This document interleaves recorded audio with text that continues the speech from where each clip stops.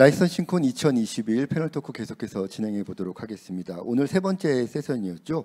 메타버스와 새로운 비즈니스 기회에서 좋은 강연해 주신 세 분 다시 한번 무대 위로 모셨습니다. 먼저 미래학자 정지훈 박사님 함께 하셨습니다. 네, 안녕하세요. 네, 계속해서 어메이즈 VR의 이승준 대표님 자리하셨습니다. 안녕하십니까. 마지막으로 플라브 코퍼레이션의 박상욱 대표님도 함께 하셨습니다. 네, 안녕하세요.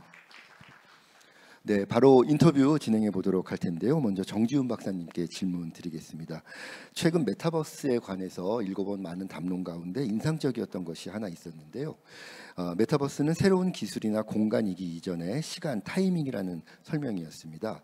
사기 정보화 사회 이후에 지속적으로 진행되어 온 온라인 공간에 대한 일상 속 비중이 오프라인에 대한 비중보다 우월하게 커지는 순간이 바로 메타버스다라는 설명이었는데요. 사실 이 메타버스라는 새로운 개념과 세계에 대해서 저를 비롯해서 업계의 많은 분들이 막연한 불안감을 느끼고 있는 게 사실인데요. 저 같은 사람들이 안심할 수 있도록 이 메타버스라는 흐름을 쉽게 설명해 주신다면 어떻게 말씀해 주실 수 있을까요? 네, 이건 사실은 옛날부터 나왔던 비잉 디지털이라고 저는 진짜 몇십 년 전부터 나왔었던 개념이라 생각을 하기 때문에요. 한마디로 말해서 디지털 세계하고 현실 세계가 결합하는 전반적인 현상을 다 메타버스로 보고 있고요. 그러면은 이제 그 본질적인 특징 중에서 지금 경제적인 것도 얘기를 많이 했고 기기나 이런 것들 얘기 많이 했는데 이제 그런 부분들을 그런 것들은 생각해야 되겠지만 아주 본질적인 부분은 아까 전에 그 질문에 들어갔었던 장소하고 시간에 대한 얘기를 하셨잖아요. 이제 원래 비잉 디지털이라는 책에도 나오는 이야기지만 디지털화가 진행될 때 가장 근본적인 가치의 변화가 나타나는 것은 장소와 시간을 초월할 수 있다 이거거든요. 그래서 저는 이게 가치 측면에서 봤을 땐 굉장히 중요한 변화인 것 같아요. 무슨 말이냐 하면 전에는 이걸 좀 익숙하지 않으신 분들은 싫어하시는 분들도 계시지만 지금 온라인에 계신 분들이나 이런 분들 생각해 보면은 전에는 장소가 비좁고 멀고 시간이 없으면 못했던 것들을 다 할 수 있게 된 거잖아요. 물론 이제 이거에 대한 경험 레벨이 낮을 때에는 돈을 쓰기 싫겠지만 예를 들어 경험 레벨이 점점 올라간다든지 이러면은 이제 지불 의사도 높아질 것이고 이제 그런 거하고 관계된 거라서 그 본질적인 가치 측면에서 제일 중요한 것 중에 하나가 시간과 장소를 초월해서 뭔가를 기획하고 그거에 맞춰서 뭔가를 만들어낼 수 있는 거다. 그러니까 그거에 생각을 맞춰가지고 접근을 하면 훨씬 더 메타버스가 쉽게 느껴지지 않을까 이렇게 생각을 합니다. 네, 감사합니다. 아울러서 한 번 더 질문을 드리자면 그 메타버스와 콘텐츠 IP 비즈니스의 융합에 관해서 기대 어린 전망들이 최근에 많이 제기되고 있는 것 같습니다. 네. 이처럼 메타버스 시대가 IP 비즈니스 분야에 가져다줄 큰 변화가 있다면 어떤 모습일지 그리고 그런 변화를 준비하는 우리 콘텐츠 제작자분들이나 창작자분들의 입장에서 어떤 준비를 하시는 것이 바람직할지 말씀해 주십시오. 일단 가장 큰 변화는 아까 NFT 얘기가 저 포함해가지고 여러분들 얘기를 하셨는데 이제 이게 제일 중요한 이야기가 나온 이유가 과거에는 디지털이라고 하는 것이 저는 디지털 트랜스포메이션에 대한 얘기를 할 때마다 디지털이 미완의 혁명이라는 얘기를 되게 많이 했거든요. 디지털 특히 경제 부분에 있어가지고 그 가장 큰 이유가 디지털의 본질적 특징이 거의 무한복제 가능. 그다음에 무한복제가 가능하면 수요 공급 원칙에 따라서 가격이 0에 수렴해 버리거든요.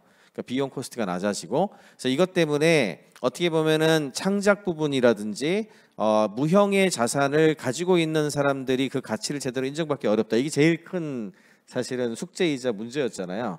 근데 그 부분에 대해서 NFT 같은 기술이 접목이 되고 표준화가 진행이 되면서 이제는 이제 가능하다는 걸 보여주고 있는 거죠.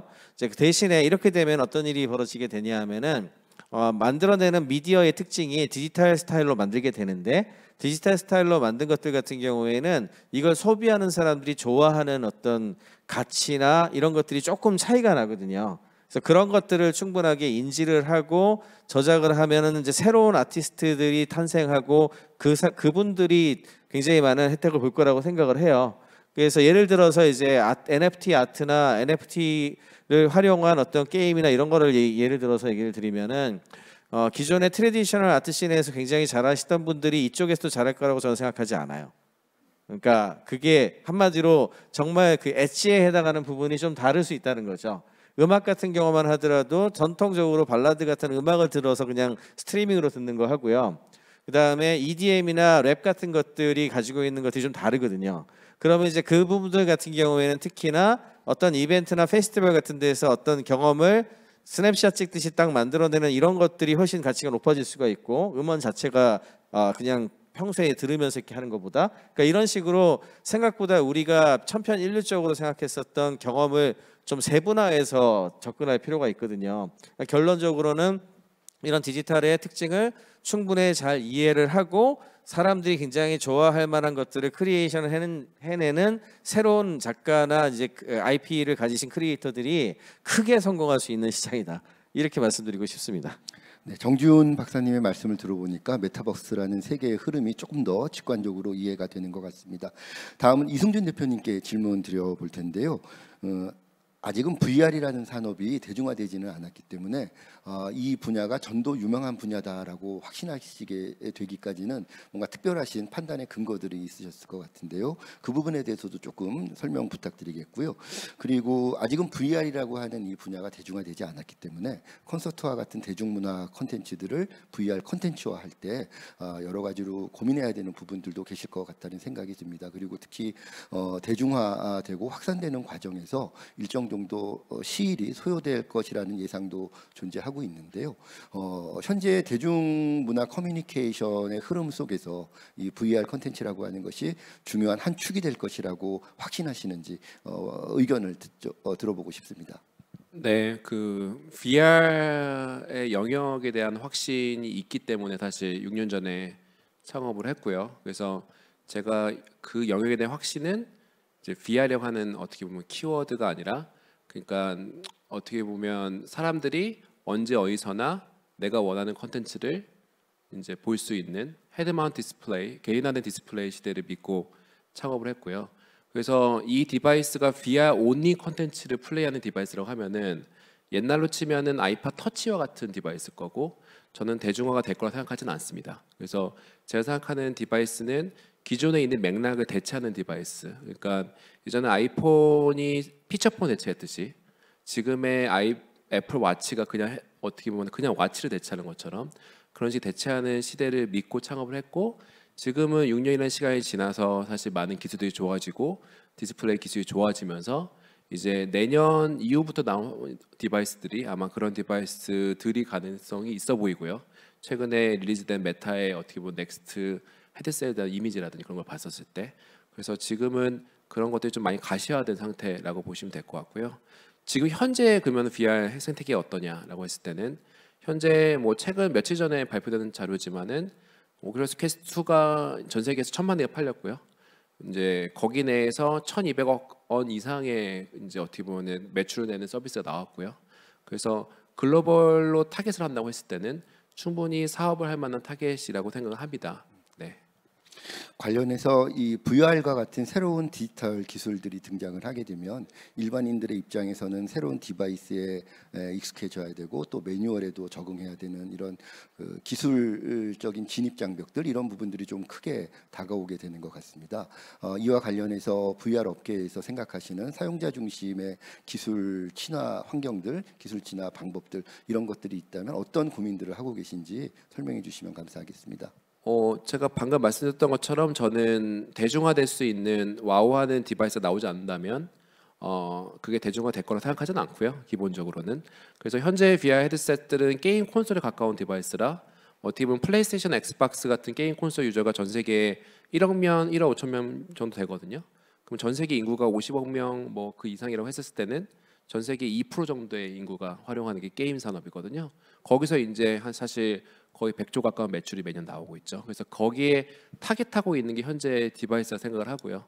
그래서 저희가 이제 VR 콘서트를 하는 이유는 사실 이거를 사가지고 꾸준히 쓰려고 하는 거에 있어서의 큰 맥락을 봤었을 때는 아티스트 눈앞에서 보고 싶어하는 그 맥락, 그거는 팬들 입장에서는 충분히 볼만한 맥락이기 때문에 그래서 거기에서는 기회가 있을 거라 전 믿고 있고, 실제로 생각해 보면 BTS의 실황 중계의 영화가 우리나라에서 35만 명이 들어오는데 우리나라에서 35만 명짜리 영화는 망한 영화겠죠, 어떻게 보면은. 그러니까 사실 그 팬덤이라고 하는 것도 되게 니치한 거거든요. 그래서 저는 되게 그 강한 그런 관계 내에서의 사업을 해야지만 성공할 수 있다고 믿고요. 그래서 거기에 사업을 집중하고 있습니다. 대표님의 말씀을 들어보니까 VR 분야가 대중적이진 않지만 성장 가능성이 높은 니치 마켓으로서의 가치는 충분하다, 이런 설명이신 것 같습니다. 설명 잘 들었고요. 계속해서 플라브 코퍼레이션 박상욱 대표님께도 질문 드려보겠습니다. 대표님 생각하시기에 메타버스 시대가 되면 우리 IP 라이선스 비즈니스를 하시는 이 업계에게 새로운 좋은 기회가 될 수 있다고 생각하시는지 한번 견해를 여쭤보고 싶습니다. 우선은 이 메타버스로 넘어오게 되면서 충분히라는 말이 사실 잘 어울린다기보다는 굉장히 좋은 기회가 될 거라고 생각하고요. 디지털로 전환하면서 그냥 비단 디지털 공간에서 그 본인의 마케팅적인 수단으로 활용하는 게 아니라 어떻게 보면은 아예 거기서 추가적인 부수입이 가능한 시장이 되다 보니까 실제로 뭐 제페토나 로블록스 안에서 판매되고 있는 구찌 아이템들이 사실 매출을 바란다기보단 브랜드를 알리는데 이제 그 아이템이 릴리즈가 되었지만 그걸 통해 또 부수적인 수입이 될 수 있게 되다 보니까 그런 부분에 있어서 충분히 가능성이 크다고 생각하고요. 그리고 실제로 뭐 한류 콘텐츠들도 계속 들어오게 되면서 그게 뭐 아이템화 되거나 아니면 각자의 버추얼 공간이 되면은 훨씬 더 약간 연쇄적으로 확장될 수 있는 기회가 더 많이 생길 거라고 생각을 합니다. 네, 그 관련해서 메타버스 세계를 구성을 하는 새로운 아바타들이라든가 또 많은 새로운 세계관들이 만들어지고 있는데요. 이 메타버스 세계 안에서 경쟁력 있는 아바타란 어떤 형태를 갖게 되는 것인지 의견이 궁금하고요. 또 특히 경쟁력 있는 세계관들이 갖는 특징이 있다면 어떤 것들이 있는지 또 아울러서 말씀 부탁드리겠습니다. 그 아바타 부분에 있어서는 정말 지극히 주관적이긴 하지만 제페토 같은 아바타가 사실 제일 좋은 것 같고요.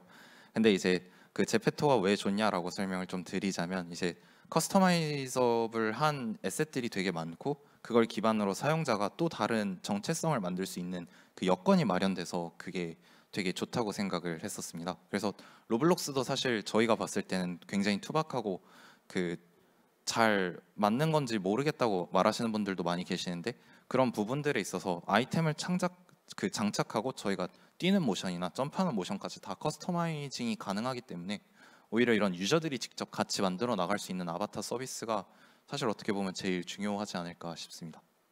세계관적인 특징이 있다면 또 어떤 것들이 있을까요? 그 세계관적인 특징이 있다면 그 각자의 이제 서사를 풀어나가는 중심이 있을 것 같고요. 저희가 이제 흔히 공감할 만한 요소, 그 방탄소년단이 사실 어떻게 보면 그런 요소들을 되게 잘 활용해서 글로벌하게 대성공을 이끌었다고 생각하는 반면 이제 어떻게 보면 저희가 우러러 보는 대상들 완전 이제 K-팝 아이돌 같은 요소들이 그 버추얼 월드 안으로 들어간다고 했을 때 그 버추얼 아바타들을 접하는 것만으로도 이미 거기서도 내가 버추얼한 아바타 캐릭터이기 때문에 그 경험적인 것들이 되게 큰 것 같아요. 지금 시점에서는. 그래서 이런 영역으로 이제 세계관들이 확장될 수 있지 않을까 싶습니다.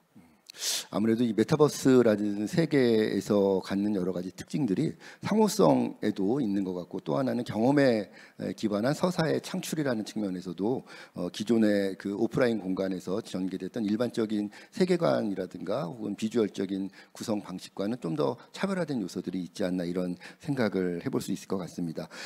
지금까지 답변 잘 들었고요. 세 분께 공통 질문을 이제 드려볼 텐데 그 전에 공통 질문 이후에 객석에서도 질문할 수 있는 기회를 바로 드리도록 할 테니까 질문이 있으신 분들은 미리 생각을 해주셨다가 공통 질문 끝난 이후에 질문 같이 참여해 주시기를 부탁을 드리겠습니다. 자, 오늘 그 앞에 나와서 함께 이 메타버스 세계를 말씀해 주시고 있는 세 분 강연자분들은 아무래도 이 라이센싱콘이라는 행사에 주로 참여하시는 이 문화 콘텐츠 업계 분들이나 이 분야의 그 전공 학생들보다는 이런 기술적인 어떤 미래라든가 최신 동향들에 대해서 익숙하신 분들이라는 생각이 들고요. 그래서 아마 여전히 메타버스에 대한 혹은 새로운 디지털 기술 환경에 대한 좋은 설명에도 불구하고 여전히 또 궁금한 부분들이 남아 계시다는 생각이 듭니다. 그 부분들을 한번 공통 질문으로 제가 대변을 해서 드려보도록 할 텐데요. 자, 3D TV의 예를 들어서 한번 생각을 해보면 3D TV가 처음에 등장을 했을 때 상용화 과정을 거쳤고 곧 3D TV 세상이 열릴 것 같은 그런 예측들이 그 당시에 많이 있었죠. 그런데 다들 다들 아시다시피 그 예측은 맞지 않았던 것으로 확인이 되었고 또 3D TV 이외에도 세상에 등장을 했으나 이렇게 본격적으로 이렇게 상용화되지 못하고 사라졌던 많은 기술들도 함께 존재했던 것 같습니다.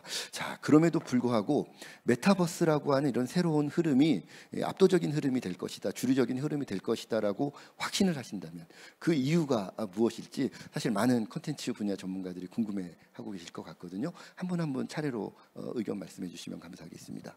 네, 3D TV 같은 경우에는 사실 제가 그 당시 삼성전자 어드바이저를 하고 있었기 때문에 아주 이 관련된 내용들은 너무나 잘 알고 있는데요. 당시 그 마케팅하는 팀에서조차 성공 가능성을 반신반의했었어요. 이유는 그 왜 그러냐라고 했더니 3D 그 당시 아바타라고 하는 제임스 카메론의 영화가 굉장히 중요한 역할을 했잖아요. 그랬는데 그 당시에 이제 어떤 답이 나왔냐면은 그 판매하는 사람 입장에서 기계를 만드는 게 아니고 기계를 팔아야 되는데 컨텐츠가 없어가지고 못 팔겠다는 얘기가 나오더라고요. 컨텐츠 에코시스템이 그걸 가지고 충분하게 쓸 수 있어야 되는데 이게 일단 굉장히 큰 장애물이 된 거죠. 그럼 반대로 이제 컨텐츠 스튜디오라든지 당시 KBS라든지 이런 데 가가지고 똑같은 질문을 합니다. 스튜디오에서 제작 환경이라든지 이런 걸 만들어야 되니까. 그러면 이제 거기서는 어떤 답이 돌아오냐 하면은 아직 보급이 몇 대나 됐다고 이거용으로 만듭니까라는 답이 돌아옵니다. 이게 무슨 얘기냐면은 이게 닭과 달걀 문제인데요. 언제나 이 성공을 확신할 때 제일 중요한 거는 에코시스템이 사이클을 돌기 시작했냐 돌기 시작하지 않았냐가 되게 중요한데 이제 데드락이라 그러는데 이런 거를 그 기계 팔아야 되는 입장에서는 컨텐츠가 없어가지고 못 팔겠다 그러고 컨텐츠 만드는 데 입장에서는 기계 없는데 왜 만드냐 그러고 이거를 어느 한쪽이 안 뚫어주면 절대 못 가거든요. 근데 3D TV는 이걸 못 뚫었어요. 이 데드락을 못 뚫었기 때문에 갈 수가 없었던 상황이 되어버린 거고요. 이제 그에 비해서 이제 이런 부분들에 대한 그 뚫는 사례는 굉장히 많은데요. 이제 크게 두 유형이 다 있어요. 첫 번째 유형은 하드웨어를 일단 무작정 왕창 보급하게 만드는 팬덤을 이끌어내거나 아이폰이 이제 그런 케이스인데 그런 식으로 해가지고 이제 소프트웨어나 컨텐츠 에코시스템 끌어오거나 아니면 이제 엔비디아 같은 곳에 기계 보드처럼 이제 굉장히 엄청난 타이틀을 바탕으로 이게 이제 PC방으로 가게 된 가장 큰 계기가 스타크래프트 같은 거였거든요. 엄청난 컨텐츠의 힘으로 하드웨어를 끌어내 가지고 사이클을 돌리기 시작하거나 이 둘 중에 한 사건이 일어나야 되는데요. 대체로 하드웨어 보급이 일으킨 경우가 더 많아요. 지금까지는. 이제 그랬는데 지금 메타버스 관련해 가지고는 이 양쪽 사이클이 다 돌고 있는 것 같아요. 첫째 하드웨어 쪽에서 아까 VR이 지금 니치라고 하셨지만 2년 지금 퀘스트 2 기준으로 하자면 작년에 150만 대, 올해 지금 1000만 대가 넘었잖아요. 이게 아이폰 세일즈 2년치랑 똑같습니다. 숫자가 지금 그러면. 그리고 이게 1억 대까지 올라가는데 얼마나 걸릴지는 모르겠지만 이제 이게 일단 기본 보급이 된 거고 그 다음에 익스피리언스 레벨이 높다 보니까 돈 매출이 컨텐츠에서 많이 나요. 그게 왜 그러냐면 경험 레벨이 높으니까 지불 의사가 높아서 그렇거든요. 이게 한 사람당 지불을 더 많이 해요. 아까 이거는 이승준 대표님 더 잘 아시겠지만 이제 그런 부분들이 나오게 되면서 페이스북이 지난 5개월간 스토어의 통계를 낸 거를 발표한 걸 보면은 오큘러스 스토어에 타이틀 등록된 것들 중에 3분의 1이 5개월 만에 $1 밀리언 이상 매출을 냈거든요. 그러니까 일단 이건 이제 소프트웨어나 스튜디오 입장에서는 컨텐츠 잘 만들면 그냥 보급해서 돈 벌겠다는 게 되잖아요. 그럼 당연히 뛰어듭니다. 만들어요. 제작이 늘게 돼 있고 실제로 많이 제작되고 있거든요. 그러면 컨텐츠가 많아지니 하드웨어 구매를 유도하죠. 이쪽도 그렇게 돌고 있고 그 다음에 이제 지금 현재 디바이스하고 종속되지 않은 종류, 예를 들어서 제페토라든지 또는 지금 로블록스라든지 이런 쪽 계열 같은 경우에도 이미 수억 명 이상의 사용자를 확보를 한 데다가 여기에서 크리에이터 이코노미를 적용해서 굉장히 많은 돈을 벌고 그 다음에 여기에서 일을 쓰는 것들의 사이클이 돌기 시작했잖아요. 이렇게 산업 사이클이 돌아가기 시작한 거는 절대로 뒤로 돌아가지 않아요. 그래서 이건 저는 산업 사이클 측면에서 바라보는데 이게 눈덩이처럼 계속 피드백을 서로 주고받고 하면서 계속 발전하는 거거든요. 그래서 저는 임계점 넘었다고 봅니다. 네, 이승민 대표님도 의견 말씀해 주십시오. 저는 이제 제가 배팅하고 있는 VR 헤드셋 쪽, 그다음 메타버스 쪽에서 좀 짧게 말씀을 드리면요.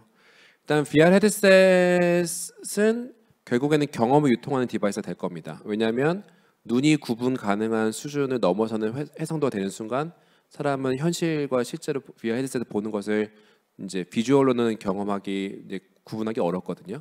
근데 3D TV랑 VR 헤드셋의 가장 큰 차이는 TV나 모니터에서는 예를 들어서 그 만리장성이 얼마나 큰지 알 수가 없어요.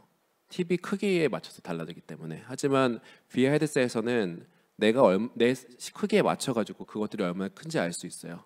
경험한다는 거죠. 그래서 아예 기존과는 아예 다른 식의 패러다임이기 때문에 저는 일반 그 3D TV나 일반 TV랑 아예 다른 경험이 일어날 거다. 그래서 그 인기점이 넘어가면은 정말 많은 게 변할 거라 생각하고요. 그리고 이제 메타버스는 저는 메타버스를 어떻게 보냐면 커뮤니케이션의 확장으로 봅니다. 제가 카카오 출신이어서 그렇게 보는 걸 수도 있겠지만은 생각해 보면 제가 PC 통신 이제 천리안이나 뭐 하이텔 썼을 때 처음으로 이제 어떻게 보면 인터넷 전화선이었죠. 그때는 텍스트로 채팅을 했는데 그 다음에 이제 그래픽 같은 게 있으면서 카카오톡에서는 이제 어떻게 보면 이모티콘 같은 것도 채팅하기 시작했죠. 또 저보다 이제 10살 아래 이제 30대 초반에 이제 사람들 혹은 그 아래 친구들 보면 이제는 그때 시대에서는 디스코드 같은 걸 통해서 음성으로 사실은 이제 소통을 했었고요. 그 아래 세대가 소통하는 방식이 저는 아바타와 이제 이런 식으로 소통하는 방식을 생각합니다. 그게 심지어 이번 코로나 때문에 일반 기업 내에서도 게터타운이라든지 이런 식으로 통해서 사람들이 그런 게임 형태로 소통하기 시작했어요. 그러면은 그런 아바타로 통해 소통하는 거에 대해서 거기에 컨텐츠와 그 방식에 대해 사람들이 가치를 부여하기 시작하겠죠. 카카오톡에 이모티콘에 돈을 쓰는 것처럼. 그렇게 되게 되면은 이 모든 에셋과 이 모든 굿즈들이 다 어떻게 보면 가치 있는 제어가 될 겁니다. 그래서 점점 이렇게 커뮤니케이션 확장되는 거를 보기 때문에 이 트렌드도 이거는 코로나의 수혜가 좀 있는 것 같아요. 사실 코로나의 수혜 때문에 어떻게 보면 10대에서 쓰던 이제 커뮤니케이션 소통 방식이 20대, 30대, 40대, 어쩌면 50대까지도 SKT에서 하는 이프렌드 같은 컨텐츠를 봐도 어떻게 보면 다 하잖아요. 그래서 그런 식으로 확장된다 보고요. 그렇게 되면 이것도 역시 거슬 수 없는 트렌드가 되겠죠. 저는 그렇게 보고 있습니다. 네, 박상욱 대표님도 의견 말씀해 주시면 감사하겠습니다. 저는 약간 세대적인 관점으로 사실 말씀드릴 수 있을 것 같은데 앞서 다들 이제 워낙 잘 말씀 주셔가지고 저 같은 경우에도 이제 그 여기 계신 분들도 콘텐츠 쪽 종사자라고 하시니까 저는 이제 시각 디자인을 전공했는데 그 디자인한 트렌드 흐름도 계속 이제 달라지는데 일단은 3D를 기본적으로 다뤄야 하는 게 이제 기업 채용 공고에서도 굉장히 많이 나와 있고 이런 영역들이 앞으로도 점점 더 많이 노출될 것 같아요. 뭐 인스타그램 스토리 필터 같은 것만 봐도 되게 이제 3D하게 뭔가 꾸미고 그래야 되잖아요. 그래서 자연스럽게 저희가 접하는 게 3D가 굉장히 많아질 거고 그뿐만 아니라 이제 예전에는 저희가 뭐 막 돈을 벌어보고 싶으면 뭐 스마트폰 케이스를 만들어 본다던가 아니면 스마트 스토어를 하거나 아니면 직접 쇼핑몰을 만드는 경우도 있었잖아요. 근데 이 모든 과정들을 사실 다 버추얼하게 디지털 공간 안에서 할 수 있고 그걸 만들기 위해 뭐 크리에이터 이코노미 아까 언급해 주셨던 것처럼 거기서 이제 활동을 하고 내가 좋아서 하는 활동이 될 수도 있고 그 돈이 되는 활동이어서 할 수도 있는데 그런 부분에 있어서 충분히 약간 부업적으로도 내가 그 다른 아이덴티티로 돈을 벌 수 있는 공간이 될 수 있기 때문에 그냥 저희 세대 입장에서는 굳이 힘들게 편의점 알바나 뭐 카페 알바를 하지 않더라도 여기서 내가 그 창의력이랑 그 그림을 그릴 줄 아는 능력 혹은 그 뭐 게임 개발을 할 줄 알거나 아니면 그 디지털 패션 아이템을 창작할 수 있는 능력이면은 사실 그거를 그 진짜 말 그대로 전공을 살려서 만들 수 있어요. 내가 IP를 갖고 있으면 그게 더 강화가 되는 거고요. 그래서 그런 부분에 있어서 충분히 큰 가능성이 있는 시장이 될 거라고 보고 이런 이제 앞서 말씀 주셨던 것처럼 콘텐츠 사이클이 어느 정도 다 돌고 있는 시장이기 때문에 충분히 그 3D TV랑은 좀 다른 시장이 될 수 있지 않을까 싶습니다. 그리고 네, 마치겠습니다. 네, 감사합니다. 자, 지금 저에게 주어진 시간이 한 3분 정도 여유가 더 있을 것 같은데요. 우선 객석에서 질문이 있는지 확인해보고 객석 질문이 없으면 온라인 질문으로 넘어가도록 하겠습니다. 혹시 객석에서 질문해 주실 분 계시면 손 들어 주실까요?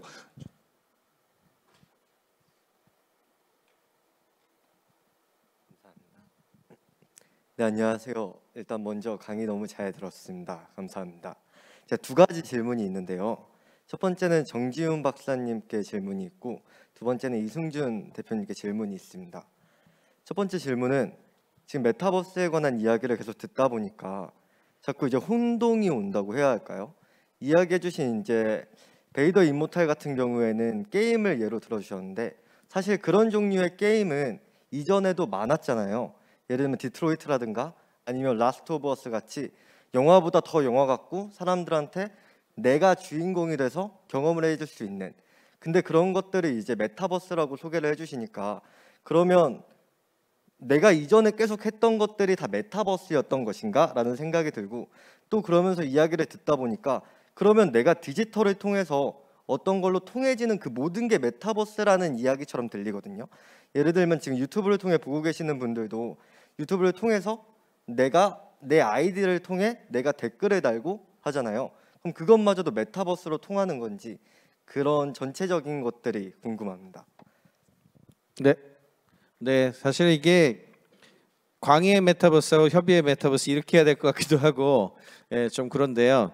아까 전에도 말씀드렸지만 진짜 굉장히 오래전부터 이 메타버스에 대한 이야기의 핵심은 그냥 디지털 트랜스포메이션이라고 생각해요. 솔직히 말씀을 드리면 그런 측면에서 보자면은 아까 제일 처음 제가 장표에서 여기 두 분도 그 비슷한 거 보여주셨는데 실세계하고 가상세계하고 이렇게 연결되는 그런 컨티뉴움으로 봤잖아요. 이제 그렇게 보면은 이제 후에 얘기하신 것처럼 옛날부터 지금 계속 존재해 왔던 거 아니냐. 그게 맞는 말이라고 생각합니다. 그리고 다만 이제 인터넷과 함께 계속 진행되는 이 그 컨티뉴움이라고 그러는데 쭉 이어지는 세계 중에서 근데 가만 보면은 약간씩 그룹 지어가지고 이렇게 얘기해 줄 수 있을 만한 역사적 이벤트가 좀 보이거든요. 예를 들어서 PC하고 인터넷 윈도우 쓸 때 하고 이렇게 그 웹 브라우저 썼을 때 하고 여전히 이제 모바일 시대로 넘어와서도 그때 한 20년 정도 된 거고 모바일 시대에 넘어와서도 가만 보면은 스마트폰으로 좀 작아졌지만 결국 인터넷 기반 그거잖아요. 이렇게 됐다가 최근에는 약간 3D 되면서 경제 부분들도 이제 특정 사이트에 들어가는 게 아니라 이렇게 블록체인으로 연결되면서 이게 덩어리가 묶여져서 보이지 않습니까? 그래서 이렇게 그 전체를 통괄적으로 광의로 보면은 메타버스가 그래서 인터넷에 그냥 인터넷의 1, 2, 3로 얘기하는 게 더 맞지 않냐 이런 얘기가 저도 더 굉장히 맞는 생각이 들면서도 동시에 산업 측면에서 보면은 산업이 하나하나가 맞물려 돌아가면서 하드웨어부터 그다음에 소프트웨어 그리고 컨텐츠에 이르기까지 약간의 분기점에 해당하는 그 굴곡 같은 게 보이거든요. 그래서 최근에 요 굴곡을 덩어리 지어가지고 산업적 측면에서 메타버스로 부르는 두 가지 측면이 공존하는 것 같고 그래서 사람들이 더 헷갈려하는 것 같아요. 양쪽을 다 기본적으로 얘기할 수 있으니까 마치 우리가 우리 조선 반도에 있는 역사는 전부 연결되어 있으나 조선 시대가 있고 고려 시대가 있듯이 그런 차원에서 생각을 하시면 될 것 같아서 저 개인적인 바람은 뭐냐면 제발 메타버스 정의 얘기 좀 그만 좀 했으면 좋겠어요. 그냥 지금 현재의 현상을 산업적으로 바라보고 뭉뚱그려서 이 사람은 이런 걸 메타버스라고 부르고 있을 뿐이지 자꾸 메타버스 정의하고 어떤 게 메타버스인지 모르겠다는 얘기하다가 기회 다 날아갈 것 같거든요. 네, 그렇게 답을 드리겠습니다. 네, 답변 되셨을까요? 네, 감사합니다. 저 하나만 더 네네. 질문. 이승준 대표님께 질문이 있는데요. 그 VR 콘서트 같은 경우에 제가 VR을 이제 직접 경험해보고 게임도 해보고 하고 있는데 사실 그 장시간 동안 제가 그거를 사용하기가 굉장히 힘들더라고요. 근데 이제 대표님께서 만드시는 이제 콘서트나 이런 것들은 시간이 어느 정도가 되는지, 그리고 이제 저는 개인적으로 뮤지컬을 이제 90분짜리 뮤지컬을 이제 VR로 만들려고 하는 지금 노력을 하고 있는데 그렇게 할 수 있는 가능성이 있을지에 대한 질문을 드리고 싶거든요. 일단 저희가 현재 만들고 있는 거는 이제 VR 헤드셋이 익숙해지면 익숙해질수록 많이 볼 수 있긴 하지만 처음 쓰면은 저도 30분 정도가 약간 이제 옵티멀한 시간이라고 생각하기 때문에 30분 정도로 생각하고 있고요. 그래서 지금 저희가 만든 첫 번째 메간 같은 경우에는 4개의 노래를 갖고서 15분의 메인 컨텐츠가 있고 그거는 실사 촬영과 CG가 결합되어 있는 퍼포먼스고 앞쪽에 한 10분, 15분 정도는 인트로덕션으로 이제 오큘러스 같은 것들 썼을 때 나오는 그러니까 손을 활용하는 그런 인터랙션을 할 수 있는 약간의 게임성이 있는 그렇게 구성되어 있습니다. 물론 이제 앞쪽에 영화관에 오기 때문에 이제 화면 내에서 이제 2D 컨텐츠로 뭐 메간의 뮤직비디오와 저희 촬영했던 것들도 보여지는 컨텐츠가 다 있어서 전체 경험 자체는 1시간 정도 될 것 같은데 그렇게 구성하고 있고요. 그다음에 두 번째 말씀하셨던 90분 전의 뮤지컬을 말씀 주셨는데 저희가 VR에서 되게 많은 것들을 해온 사실 업체고 저희가 이제 VR 콘서트를 하기 전에는 넷플릭스와 같이 전 세계에 있는 모든 프리미엄 영상 콘텐츠를 유통하던 업체였거든요. 약 500개의 이제 모든 콘텐츠 유통을 했었고 뭐 펠릭스 앤 폴이 됐든 모든 되게 탑 이제 스튜디오를 같이 작업을 했었었는데 그때 저희 내부 스튜디오에서 제작했던 인터랙티브 필름, 아까 벤더스네치 같은 저희는 이제 선택을 하면서 스토리가 바뀌는 그런 이제 컨텐츠 제작하는 제작 툴을 내부에서 만들어서 제작을 했었는데, 그 컨텐츠는 이제 전체 시작부터 끝까지는 1시간에서 1시간 반 정도 되는, 근데 이제 인터랙티브 영화니까 당연히 전체 양 자체는 몇 시간짜리 컨텐츠를 만들었었거든요. 그래서 이게 보면은 VR 유저들은 이제 긴 시간을 보더라도 큰 무리는 없더라고요. 근데 여기 핵심은 컨텐츠를 찍을 때 내가 카메라를 등속으로 움직이거나 이제 스태티하게 움직여야지, 내가 유저는 가만히 있는데 카메라를 가속을 줘서 움직이면 어지럽습니다. 그거는 아무리 이제 훈련된 VR 유저도 볼 수는 없거든요. 그래서 그런 것들을 이제 컴pen세이트 하려고 하면은 모션체가 필요한 거라서, 모션체는 햅틱이 필요하거든요. 그래서 이제 그런 것들을 감안해서 제작하시면은 좋은 결과 낼 수 있을 것 같습니다. 네, 지금 온라인을 통해서도 많은 댓글들이 올라오고 있는데요. 저희 오늘 패널 토크 과정과 질의응답 과정에서 언급됐던 부분들은 제가 조금 죄송하지만 시간상 제외를 하고 이승준 대표님께 올라온 질문 하나만 새롭게 드리도록 하겠습니다. 한류 쪽은 NC소프트의 유니버스만 해도 가상의 인물을 좋아하는 것이 아닌 실제 인물을 좋아하는 팬문화에 대한 이해도가 낮다는 지적이 있습니다. 예를 들어서 아티스트의 음성을 AI로 대체했을 때 평이 안 좋았었다는 말씀이신데요. 이런 문제에 대한 대응책이 있을까요? 라고 질문해 주셨습니다. 간략하게 답변해 주시면 감사하겠습니다. 저는 실사가 아닌 컨텐츠를 팬들이 좋아하거나 살 거라 생각하지 않습니다. 그렇기 때문에 저희도 실사 카메라에서 실제 아티스트의 퍼포먼스를 한 거를 찍고요.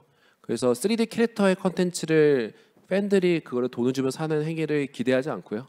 그래서 방금 말씀하셨던 그 부분에 대해서 완전 공감을 하고, 그렇기 때문에 흔히 지금 벌처 콘서트라고 얘기되고 있는 포트나잇 쇼라든지 로블록스 쇼 같은 것들이 다 무료 컨텐츠라고 생각을 합니다. 네, 감사합니다. 이 메타버스라는 이슈가 최근 문화 콘텐츠 업계에서도 가장 뜨거운 이슈 중에 하나이기 때문에 많은 이야기들이 오갔고 질문들도 많이 있었던 것 같습니다. 자, 패널 토크 오늘 첫 번째 일정의 마지막 시간 마무리하게 됐는데요. 메타버스가 가져올 라이센스 비즈니스의 미래에 대해서 이야기해 볼 수 있는 좋은 시간이었던 것 같습니다. 좋은 말씀해 주신 세 분 연사님들께 다시 한번 감사의 말씀드리겠고요.